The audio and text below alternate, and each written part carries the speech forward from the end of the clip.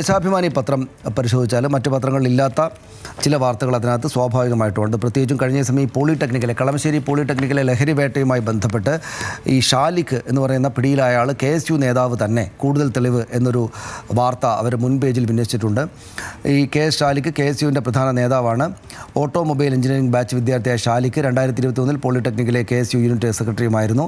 ഇയാൾക്ക് KSUവുമായി ബന്ധമില്ലെന്ന് നേതൃത്വം അവകാശപ്പെടുന്നതിന് പിന്നാലെ ഷാലിഖ് യൂണിറ്റ് സെക്രട്ടറിയായപ്പോൾ ഇറക്കിയ പോസ്റ്റർ സമൂഹ മാധ്യമങ്ങളിൽ പൊങ്ങി. ആ പോസ്റ്ററിൻ്റെ ഫോട്ടോ കൂടെ വെച്ചാണ് ദേശാഭിമാനി വാർത്ത വെച്ചിരിക്കുന്നത്.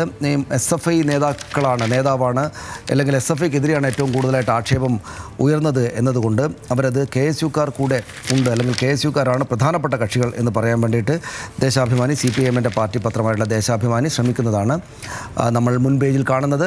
ഇപ്പോൾ ഉൾപേജിലും അതേപോലെ ഒരു വാർത്തയുണ്ട്. കഞ്ചാവ് കേസിലെ പ്രതികൾ KSU എന്ന് ഒന്നുകൂടെ വിശദമാക്കിയിട്ട് ദേശാഭിമാനി കൊടുത്തിരിക്കുകയാണ്. പക്ഷേ അത് മാധ്യമ വിമർശനമാണ്. മനോരമയുടെ കരുതൽ, മാതൃഭൂമിയുടെ തലോടൽ എന്നാണ് തലക്കെട്ട്. കളമശ്ശേരി പോളിടെക്നിക്കിൽ കഞ്ചാവുമായി പിടിയിലായവർ KSU നേതാക്കളാണ് എന്നത് വ്യക്തമായതോടെ കരുതൽ നൽകി മാധ്യമങ്ങൾ. SFIയെ കരിവാരി തേച്ച് വാർത്ത കൊടുക്കുകയും SFI പിരിച്ചുവിടണമെന്ന് കോൺഗ്രസ് നേതാക്കളെ കൊണ്ട് പ്രസ്താവന ഇറക്കുകയും ചെയ്ത മാധ്യമങ്ങളാണ് പ്രതികൾ KSUക്കാരായതോടെ തലോടലുമായി ഇറങ്ങിയത് എന്ന് ഈ വാർത്തയിൽ പറയുന്നു. ദൃശ്യമാധ്യമങ്ങൾ SFIയെ പ്രതിസ്ഥാനത്ത് നിർത്തി അടുത്ത ദിവസം വലത് പത്രങ്ങൾ ഇത് ഏറ്റെടുത്തു. SFI നേതാവ് പിടിയിലായെന്ന് മനോരമയും മാതൃഭൂമിയും വാർത്ത നൽകി. ഇത് ഏറ്റെടുത്ത് കോൺഗ്രസ് നേതാക്കൾ രംഗത്ത് വന്നു. രണ്ടാം ദിവസമായപ്പോൾ സത്യം പുറത്തു വന്നു. ഈ 1 കിലോയിലേറെ കഞ്ചാവും തൂക്കാനുള്ള ത്രാസും പിടികൂടിയത് KSU നേതാവിൻ്റെ മുറിയിൽ നിന്നാണെന്ന് വ്യക്തമായി. ജയിലിലുള്ളത് 3 KSU നേതാക്കളാണെന്ന് വ്യക്തമായി. KSU നേതാവും മുൻ യൂണിറ്റ് സെക്രട്ടറിയുമാണ് കഞ്ചാവ് ഹോസ്റ്റലിലെത്തിച്ച് ഇതെല്ലാം മറച്ചുവെച്ചു.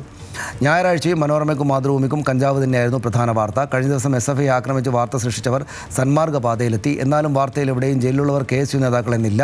എന്നാൽ കേസിൽപ്പെട്ടതിനാൽ അഭിരാജ് എന്ന വിദ്യാർത്ഥിയെ SFIയിൽ നിന്ന് പുറത്താക്കിയത് പ്രത്യേകം തലക്കെട്ടിൽ നൽകി എന്ന് അതിനകത്ത് ഈ വാർത്തയിൽ ഈ സംഭവവുമായി ബന്ധപ്പെട്ട് ദേശാഭിമാനി അവരുടെ ധാർമ്മിക രോഷം പ്രകടിപ്പിക്കുകയാണ്.